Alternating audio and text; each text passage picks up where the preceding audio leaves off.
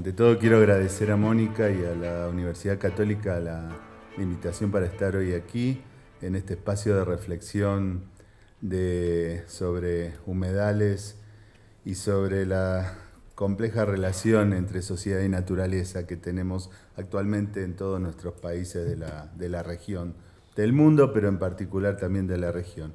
En función de los tiempos voy a ir un poco más rápido, voy a saltar algunas cosas que pensaba comentar, pero básicamente lo que quería charlar era sobre por qué tenemos que hablar de conservar humedales, ¿no? De mantener estos ecosistemas que muchas veces los consideramos como malditos pantanos, ¿no? Hay una tendencia a esta consideración de estos ecosistemas. Entonces yo quiero pasar directamente a un par de preguntas que me hice para organizar esta charla, que tiene que ver con que deberíamos establecer esfuerzos para conservar pantanos que la humanidad ha estado degradando y destruyendo desde el surgimiento mismo de sus primeros asentamientos. Si uno se va en lo histórico, va a encontrar que ya desde los primeros asentamientos humanos ha habido degradación y desaparición de humedales. Entonces, bueno, ¿vale la pena estos esfuerzos o tendríamos que seguir así? Y la otra es si realmente vale la pena mantener ciénagas que se inundan y no nos permiten realizar actividades productivas tradicionales. Muchas veces pensamos en los humedales como que son limitantes a la producción, por ejemplo, de la agricultura tradicional, y que también son áreas donde se crían plagas que nos transmiten enfermedades, ¿no? Entonces, bueno, pensar un poco eso, las planteo y después al final quiero retomarlas. Fíjense ustedes que la palabra humedal, que hoy en día todos utilizamos con bastante asiduidad, gracias, es una palabra relativamente nueva, o sea, aparece recién en la literatura científica a mediados de los años 50, en la mitad del siglo XX, en esta obra de Estados Unidos, Wetlands of the United States, son los primeros que lo usan, pero previamente los términos a los que se referían a estos ecosistemas ya tenían connotaciones negativas. Este maldito pantano, del cual yo tomé un poco la idea del título de la presentación, es una nota que nos hicieron hace un tiempo, donde la periodista lo tituló así, y al principio me chocó un poco, pero después me di cuenta que estaba bueno justamente contraponer esta cuestión, ¿no? Lo que se piensa de estos ecosistemas y lo que realmente son. Y si uno lo ve incluso en la literatura, los términos previos al uso de la palabra humedal tienen que ver con connotaciones negativas: pantanos, ciénagas, terrenos yermos, etcétera. Y esto es el imaginario también que tenemos de los humedales en el mundo, ¿no? O sea, generalmente tanto el cine, la literatura, incluso la música, muchas veces ha tomado a estos ecosistemas como lo que muestran estas figuras, ¿no? Sitios espantosos, con monstruos, etc. Como les decía antes, también son considerados áreas de descarte, lugares donde se crían plagas, son tierras improductivas desde la visión tradicional de la productividad que tenemos en general. Y muchas veces se hablan de lugares que deben ser saneados. Se usa mucho esta palabra para los humedales. Les comento un caso nuestro de Argentina, que es la aparición hace unas décadas de esta empresa del Estado, que es el CEAMSE, que ahora se ha ayornado, ahora es Coordinación Ecológica del Área Metropolitana Sociedad del Estado, pero que inicialmente el primer nombre que tuvo era Cinturón Ecológico del Área Metropolitana. Cinturón Ecológico que ¿qué pretendía? Básicamente transformar humedales en lugares donde se podía enterrar basura, porque en realidad esos ecosistemas había que sanearlos y el concepto de sanear era desaparecerlos. A pesar de estos movimientos que hay hoy en día de defensa de humedales, en Argentina se han puesto muy activos, en particular las últimas 2 décadas, todavía prima esta idea de que lo mejor que se puede hacer con un humedal es transformarlo a otra cosa.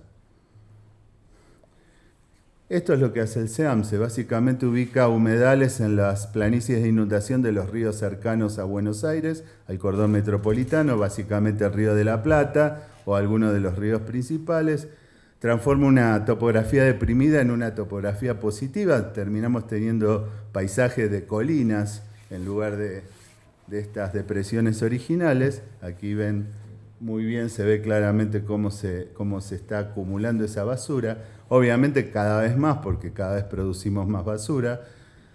Y después vienen los concursos estos de ideas para hacer bioparques, que básicamente lo que implica eso es tapar la basura, poner algunos arbolitos, como se ve ahí a ese señor, y bueno, y eso ya es el punto final. Finalmente lo que tenemos es una pérdida neta de humedales. Por suerte la gente se empezó a dar cuenta que no es bueno tener estos bioparques que finalmente son un relleno de basura y se han puesto muy activos justamente denunciando que no quieren más tener estos basurales aunque sean maquillados cerca de sus casas. Sobre todo por algunos problemas que empezaron a observarse a nivel de cuestiones de salud, ¿no? Pero cuando uno ve cuál es la visión de los decisores, como les decía antes, sobre el de progreso en los humedales, es la transformación. Básicamente se puede llevar el humedal a un ecosistema terrestre a través de endicamientos, rellenos y drenados. Podemos llevarlos a un ecosistema acuático a través de un dragado.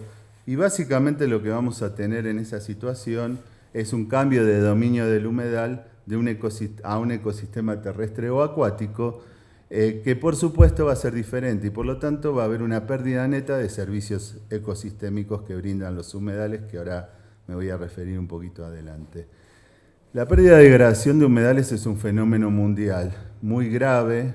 De hecho, en el siglo XX se ha perdido, y esto es dicho por la propia Convención de Ramsar, entre el 64 y el 71% de los humedales mundiales. En Asia fue aún mayor, básicamente por el avance de las arroceras. Y los humedales continentales, contrariamente a lo que yo pensaba, tuvieron mayor degradación que los humedales costeros. Fíjense, ahí se ve claramente la curva de caída, con una tasa de descenso global de aproximadamente el 40%.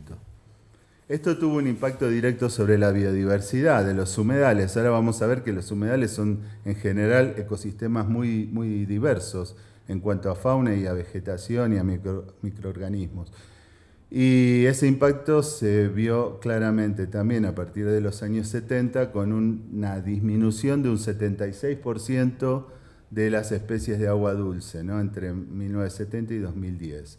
Y fíjense en la gráfica de abajo cómo se observa claramente la caída en todos los grupos, particularmente de corales, pero también en el resto se ve una disminución muy importante. Y una cosa que me pareció destacable es esta frase que dice la Convención de Biodiversidad, que en estos grupos las especies de humedales se están acercando cada vez más a la extinción y el agravamiento de las presiones supera cada vez más a los éxitos de conservación. Es terrible esta frase, porque claramente nos está diciendo que todo lo que estamos haciendo no está sirviendo.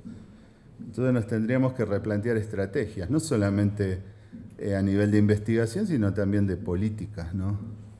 Bueno, ustedes saben que hay una convención de los humedales, es la única convención internacional que tiene injerencia en un tipo particular de ecosistemas que son los humedales, y que tal vez las conozcamos más por la famosa lista de humedales de importancia internacional, los sitios Ramsar, que actualmente son 2.300 con 250 millones de hectáreas, que tiene una muy buena misión, que es conservar los humedales, utilizarlos racionalmente y tratar de lograr una cooperación internacional para su conservación. Ahora, si les muestro de nuevo la gráfica anterior, fíjense, estamos desde 1970 en esta caída del 40%. La convención nació en el año 1971. ¿Qué conclusión podemos sacar de eso? Que por más buenos esfuerzos que tiene la convención, no hemos logrado parar esta pérdida y degradación de humedales, aún teniendo una convención internacional de las cuales hay como 130 partes contratantes, de las cuales Ecuador, Argentina, Uruguay y todos nosotros que estamos aquí formamos parte, ¿no? y sin embargo sigue así. Esto claramente es muy complejo. Recién Olga hablaba de algunas cuestiones en Uruguay. Yo les quería comentar muy rápidamente una cuestión de incidencia a nivel político que tuvimos desde el 2013, que fue intentar sacar una ley en Argentina de presupuestos mínimos para la conservación y el uso sustentable de humedales, de todo el país y de todos los humedales. Esto fue interesante porque movilizó a muchísimas organizaciones. Más de 100 organizaciones se movilizaron para apoyar esta ley, por supuesto con el apoyo de la academia y de los organismos de investigación. Nosotros mismos, varios de nosotros participamos en los considerandos técnicos de este proyecto de ley. Y así todo, entró 2 veces al Congreso, las 2 veces fue aprobado por la Cámara de Senadores y las 2 veces perdió estado parlamentario en la Cámara de Diputados. Básicamente porque comenzaron a primar otros intereses, básicamente del sector productivo, que veía en esta ley un impedimento a sus actividades.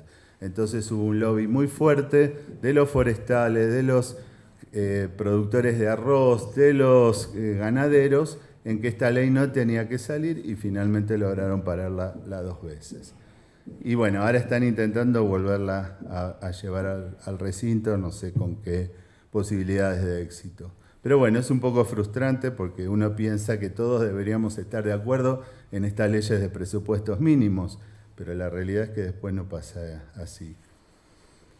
Pero les voy a contar muy rápidamente un ejemplo de otra cosa que sí tuvo éxito, mucho más puntual, que fue un emprendimiento en el Delta nuestro, de un barrio privado que se intentó realizar muy cerca de Buenos Aires, que tenía el pomposo nombre del Colony Park. Ahí lo ven en el mapa, eso ya es en territorio del Delta del Paraná, y que, bueno, movilizó a mucha gente, sobre todo a residentes, que se mostraban contrarios a esta construcción. Lo bueno fue que se hizo una audiencia pública, ahí ven la imagen de las obras, se llegó a avanzar hasta ese estado, ya se habían hecho endicamientos, se habían destruido, se habían cortado arroyos naturales, o sea, se desplazó población local que vivía ahí desde hacía 60 años, iban con topadoras y le tiraban sus casas. Bueno, finalmente se logró parar, la audiencia pública, la gente se manifestó en contra y un juez puso un amparo. Y hasta el día de hoy, que pasaron como 10 años, ese emprendimiento no se ha vuelto a continuar. Hubo una decisión del juez de que la empresa tenía obligación de restaurar lo que había destruido. Por supuesto no lo hizo, pero al menos el barrio no continuó. Y esto además trajo otra cosa positiva, que Mónica lo sabe muy bien, que fue que a partir de eso el municipio que tenía injerencia en ese lugar hizo un plan de manejo de las islas del Delta, que fue la primera vez que se trató a este territorio de manera diferencial, un territorio de humedales. Y tenía algunas cosas interesantes, o tiene, como que mantiene la insularidad de la región, o sea, no se pueden hacer puentes que lo conecten, mantiene la transparencia hidrológica, no se puede hacer polders, mantener el estilo de vida y las construcciones típicas del delta, y además los centros de las islas debían quedar libres de construcciones. Todo esto era muy positivo y la verdad que nos pareció muy bueno a mucha gente, pero ¿qué pasó? Los mismos pobladores lo rechazaron. Y básicamente porque no se sintieron involucrados en el proceso. Faltó el proceso de participación. Entonces, como no fueron consultados, lo rechazaban por más que a ellos los beneficiaba de alguna manera. Entonces, esto es interesante para tener en cuenta. Cuando se plantean las cuestiones desde el punto de vista más político. Pasando un poco a Sudamérica, y ahora después voy a volver al Delta, yo quería comentarles simplemente que Sudamérica, que estamos aquí, tenemos los humedales más extensos de la biosfera, muchos están asociados a las grandes cuencas de los grandes ríos, Amazonas, Orinoco, de la Cuenca del Plata. Hay importantísimos, y ustedes eso ya lo saben, sistemas de humedales costeros, tanto manglares como marismas. Y hasta hace poco tiempo estos sistemas de humedales de Sudamérica estaban en muy buenas condiciones todavía, a pesar de todo. Pero lamentablemente en los últimos, yo diría 2 décadas, han comenzado procesos de destrucción y degradación muy acelerados. Tenemos distintos tipos de usos del suelo que se hacen dentro de estos endicamientos y bueno, si bien todavía en nuestro caso la forestación sigue siendo la más importante, ya ha empezado a haber agricultura dentro de los humedales, bueno, el tema ganadero que se ha intensificado muchísimo en los últimos años y usos mixtos, además de lo urbano, que es lo que se viene, porque hay una presión muy fuerte desde la ciudad de Buenos Aires a el avance de la frontera urbana, ¿no? Este es un trabajo que nosotros hicimos hace un tiempo, que evaluamos que en solo 14 años se perdieron en el Bajo Delta del Paraná 88.500 hectáreas de humedales, aproximadamente un 41%, 42% de la superficie. Aumentó muchísimo la de pastizales, obviamente dentro de los endicamientos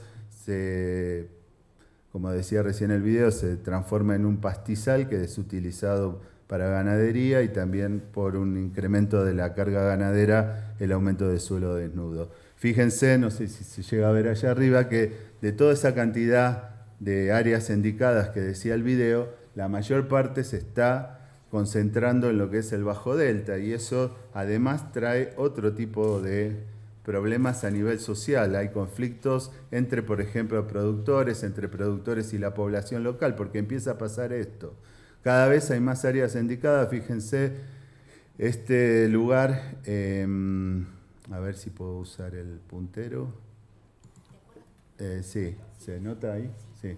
Fíjense, por ejemplo, dentro de este dique, directamente el dueño, por supuesto estos diques no tienen evaluación de impacto, no piden permiso a la provincia, nada, no lo hacen directamente. Cortó un arroyo, fíjense, se ve ahí, ¿no?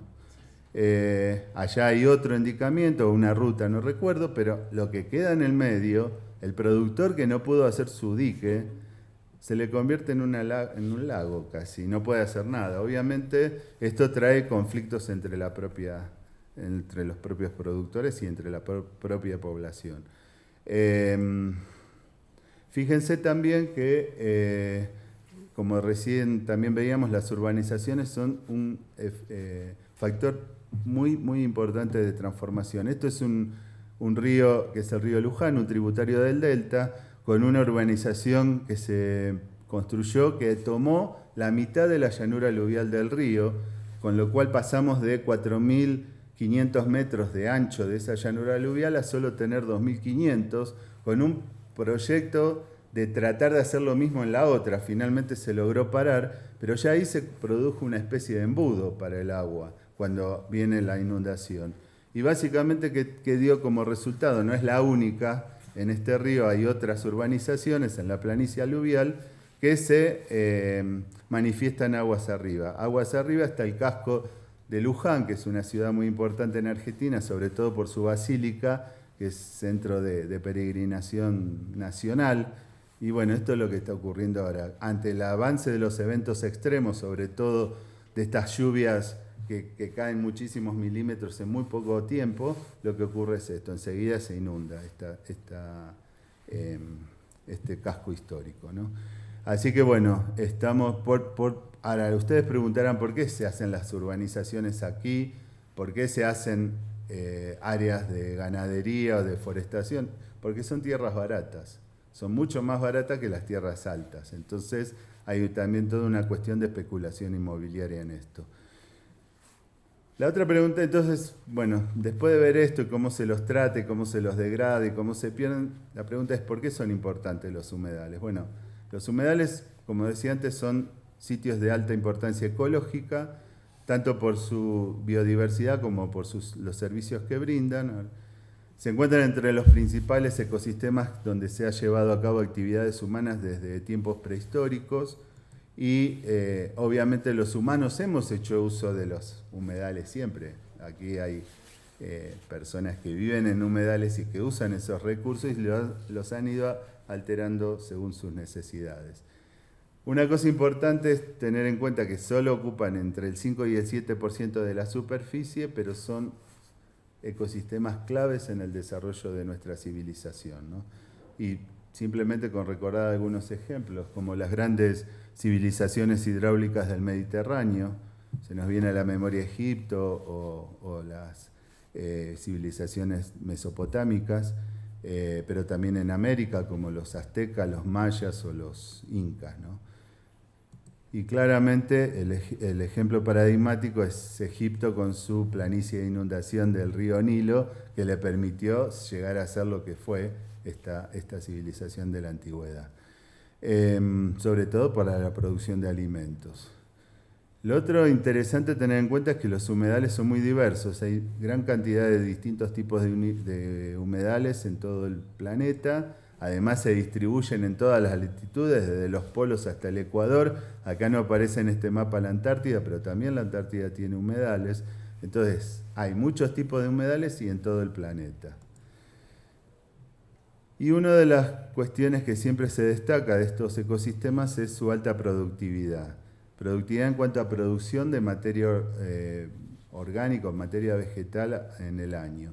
Fíjense acá en esta tabla, comparando solamente dos tipos de humedales con valores muy altos de 2.000 y de 1.800 gramos por metro cuadrado por año, comparado con una tierra cultivada, solo 650. Entonces muchas veces estamos reemplazando estos ecosistemas de alta productividad por un ecosistema mucho menos productivo, como es un agroecosistema. Por otro lado, hablamos de que son reservorios de biodiversidad, esto en base por esta alta productividad, pero también porque muchos tienen una gran heterogeneidad ambiental. Les doy dos ejemplos muy rápidos de esta heterogeneidad. No sé qué está pasando. A ver. Bueno, una llanura aluvial de un río que ofrece una alta cantidad de nichos ecológicos para distintas especies, en este caso aves. Y no voy a hablar absolutamente nada de manglares, simplemente porque esto lo van a hablar los expertos mañana y pasado, pero vean que también hay toda una zonificación espacial de estos ecosistemas que claramente van a propiciar esa alta biodiversidad. Por otro lado, son lugares con altos endemismos, o sea, especies que solamente se encuentran ahí. Caso clásico, los lagos de África con las especies de peces endémicas, y que muchas veces propician grandes concentraciones de individuos, porque tienen buena oferta de agua y alimentos. Solamente en el delta del Mississippi viven o pasan cada año por ese lugar más de 100 millones de individuos de aves. El otro punto es el de los servicios, bienes y servicios ecosistémicos que ofrecen los humedales a la sociedad. Este es un trabajo clásico de Constanza y colaboradores que determinaron que los humedales ofrecen el 40% del total de todos los servicios ecosistémicos del planeta. Por supuesto, hay que destacar algo que yo siempre que tengo la posibilidad de hablar con políticos se los digo, la importancia crucial de los humedales en el ciclo del agua. Hablar de humedales es hablar de agua, de un recurso cada vez más escaso. Y que lo que tenemos que tener en cuenta es que si reemplazamos un humedal a otra cosa, esos servicios ecosistémicos no lo vamos a tener más, porque no se van a repetir ni en un ecosistema terrestre ni en uno acuático. Son importantes reservorios de agua, como decíamos recién. Solo los turbales concentran el 10% del volumen total de agua dulce del planeta, y además son importantes reservorios de carbono, lo cual es importante su rol en la cuestión del cambio climático. Fíjense acá, bueno, tienen el 35% del total de carbono de la biosfera, y cuando lo comparamos con otros ecosistemas, claramente están a la cabeza, ¿no? 770 gigatoneladas de carbono versus 428 para un bosque tropical y 150 para un agroecosistema. Bueno, otro si quiero pasar rápido para no demorarme mucho, pero importancia de los modos de vida de las comunidades locales. Se calculó que hay 62 millones de personas en el mundo que dependen exclusivamente de peces y otros productos de los humedales como medio de vida, el caso de aquí de nuestras compañeras de los manglares, ¿no? Y también en la producción de alimentos, sobre todo por el tema del arroz. Y el tema de la protección contra inundaciones, que afecta a 2.000 millones de personas que viven en lugares de alto riesgo, y cada vez esto va a ser peor en cuanto veamos cada vez más los efectos del calentamiento global. Y podemos estar todo el día discutiendo si es lícito ponerle valor a la naturaleza o no, pero a veces es útil para poder discutir en otros ámbitos, ¿no? Nuevamente, en un trabajo de Constanza, calcularon que el valor de servicio de protección de inundaciones costeras en Estados Unidos fue de alrededor de 23.200 millones de dólares por año.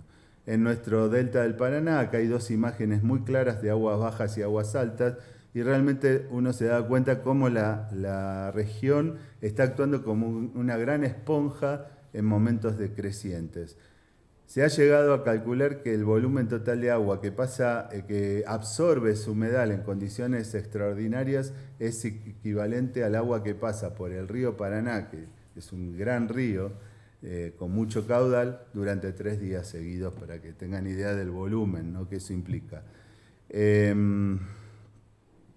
¿Y cuál es el costo? Bueno, el costo de no hacer nada, como decía recién Olga, va a ser pérdidas monetarias. Acá hay algunos ejemplos, no los voy a leer, pero realmente si nosotros dejamos que continúe esta pérdida de degradación, cada vez va a ser peor esto.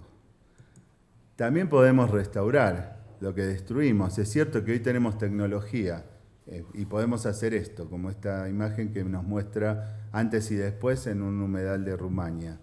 Pero claro, son muy altos los costos para restaurar. Los holandeses, que han modificado drásticamente, y que recién mencionaba también Olga su país, lo están haciendo porque se dieron cuenta que llegaron a un extremo que ahora tienen que ir hacia atrás. Poder recuperar un poco la llanura de inundación de un río, relocalizando un gran dique, les cuesta 6,5 millones de euros. O convertir un terraplén ferroviario en un viaducto con pilotes para que el agua pueda pasar, estamos hablando del orden de los 45 millones de euros. Tal vez para ellos no sea mucho, pero para países como los nuestros son cifras altísimas. Y que aún con acciones de degradación, estas recuperaciones a veces son lentas y a veces no vamos a llegar a tener nunca el mismo humedal que teníamos antes. Entonces la pregunta es, ¿deberíamos llegar a esa situación para después intentar volver hacia atrás, o deberíamos ponernos, como decimos en Argentina, ponernos las pilas para tratar de no seguir degradando y destruyendo humedales, ¿no?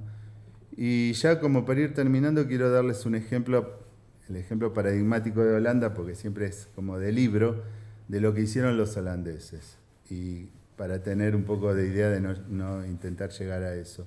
Holanda, como ustedes saben, es un país que es básicamente de humedales, de lo que se conocen como peatlands. Y bueno, claramente al principio los habitantes solo podían vivir en resaltos, porque eran las partes más altas, todo el resto se inundaba. Entonces son los creadores de los polders o de los encharcamientos, empiezan a construir encharcamientos a lo largo del país, y eso modifica la hidrología, ¿no? En el siglo XIV intensifican los drenajes, construyen polders, expansión de la agricultura, y es lo que se conoce como el siglo de oro de Holanda. Pero al mismo tiempo ese sustrato que empieza a ser drenado empieza a oxidarse. Y entonces, ¿qué produce eso? Un hundimiento, una subducción de los suelos del país. Fíjense, en este gráfico se ve claramente cómo es el hundimiento de los suelos en los últimos 1000 años, del 1000 al 2000, esta curva verde, que habla más o menos de 4 metros. Y esta curva punteada es el aumento del nivel del mar por el cambio climático. Es una ecuación complicada esta, ¿no? O sea que Y ahí es cuando empiezan un poco a preocuparse por estas cuestiones, de qué estaba ocurriendo. Esto no es en Holanda, esto es en Inglaterra, pero vale para lo mismo. Fíjense, este era el nivel original del suelo, a lo alto de esta columna. Y en 1913 había descendido todo este nivel por oxidación del sustrato, ¿sí? Bueno, siguen haciendo molinos de viento para optimizar la producción. Claramente es la imagen bucólica que uno tiene de Holanda, ¿no? Los famosos molinos. Y ya entrado más nuestra era, digamos, han hecho sistemas de drenaje mucho más sofisticados, con puertas, etcétera, para hacer un manejo cada vez más eficiente. Por supuesto, esto implicó inyecciones de altos niveles de agroquímicos, que también tienen un impacto directo sobre el ambiente, y empezaron a tener graves inundaciones en la década del 90. Entonces ahí se empezaron a replantear un poco este modelo que tenían tan exitoso de tantos siglos, ¿no? Y entonces vieron la necesidad de un modelo alternativo de desarrollo. Y crearon esto, que lo pueden ver en la página web, que se llama Más lugar para los ríos. Porque básicamente ellos lo que terminaron teniendo fueron los cursos de agua, todo el resto había desaparecido. Se dieron cuenta que eso no era lógico y entonces adoptaron un programa de prevención y planificación. Yo supongo que aquí en Ecuador debe pasar lo mismo que en Argentina, que nosotros en lugar de intentar hacer esto, siempre que hay un desastre por inundaciones, por algún tipo de evento climático extremo, hacemos evacuación y reconstrucción, con lo que eso implica, incluyendo vidas humanas, ¿no?, que se pierden. Entonces ellos están haciendo en este sentido algo como más coherente. Y este programa vuelve a recuperar los ríos y su planicie de inundación. Y también para terminar un poco hablando de lo que ya mencionó, para ser un poco positivo también en todo esto, hay un cambio de paradigma últimamente, que es lo de construir con la naturaleza. Esta imagen de arriba justamente es una restauración en Asia de manglares, justamente bajo este criterio, de empezar a pensar en intervenciones que consideren los procesos naturales y no que consideren su destrucción. Este es un barrio en Argentina, un barrio privado. Recién les mostraba en el video esos barrios extravagantes. Y bueno, hay gente que empezó a pensar en esta alternativa. No tiene cero impacto, es mentira, no es que esto tiene cero impacto, pero es mucho menos impactante que haber hecho lo que antes veíamos en el video. Este es un barrio privado de gente intelectual del cine que decidió tener estas casas flotantes que básicamente suben y bajan en función del nivel del agua. ¿Qué significa este concepto de construir con la naturaleza? Bueno, es una filosofía que incorpora los procesos naturales y los servicios ecosistémicos asociados con el objeto de realizar estructuras que aporten simultáneamente a beneficios tanto para la sociedad como para la naturaleza.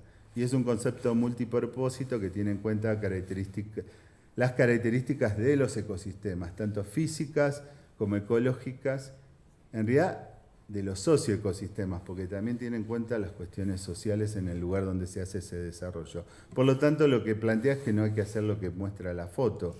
Esto de la foto es un gran viaducto que se hizo en Argentina, en el Delta, cortando toda la planicie de inundación del Paraná, que son 30 y pico de kilómetros de largo. Fíjense, es una gran represa que cambió las condiciones, agua hacia arriba y agua hacia abajo del río, ¿no?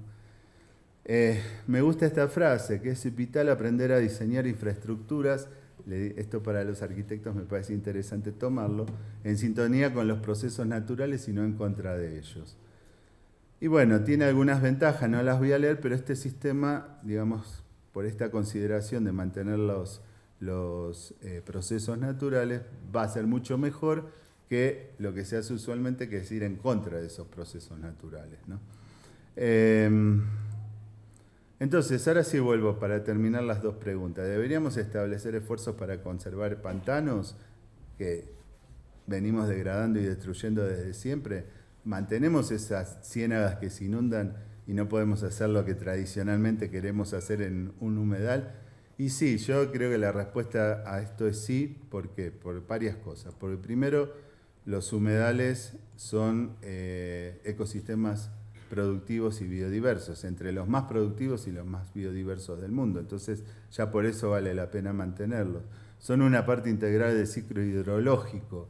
Entonces, juegan un papel primordial en la provisión y mantenimiento de calidad y cantidad de agua. Yo no lo mencioné, pero otro de los servicios de ecosistemas, y seguramente ustedes ya lo saben, es que los humedales pueden ser excelentes sistemas para mejorar la calidad de agua para la gente. O sea que ya por eso solo, y pensando que el agua va a ser un problema en el futuro, esto es bueno. Juegan un rol crítico en el ciclado y almacenaje de muchos elementos, en especial del carbono, por lo tanto son sitios importantes para el secuestro de carbono y eso beneficiaría al tema del calentamiento global. Tienen un enorme valor tanto social como económico, tanto para las sociedades tradicionales como para las contemporáneas que hacemos uso de esos ecosistemas. Y porque además muchos de estos desafíos ambientales futuros podrían alcanzarse a través de la conservación y el uso sustentable de estos ecosistemas, por ejemplo, seguridad alimentaria y de agua, salud, reducción de riesgo de desastre y resiliencia al cambio climático. Por todas estas razones, mi respuesta a estas dos preguntas es sí, tenemos que mantener y conservar y dejar de degradar humedales, ¿no? Intentar. No digo nosotros, la sociedad en general, incluyendo a los tomadores de decisión. Así que bueno, eso era un poco lo que quería manifestarles hoy. Muchas gracias y nada, cualquier pregunta después charlamos. Gracias. No sé cómo estuve con el tiempo. Bueno.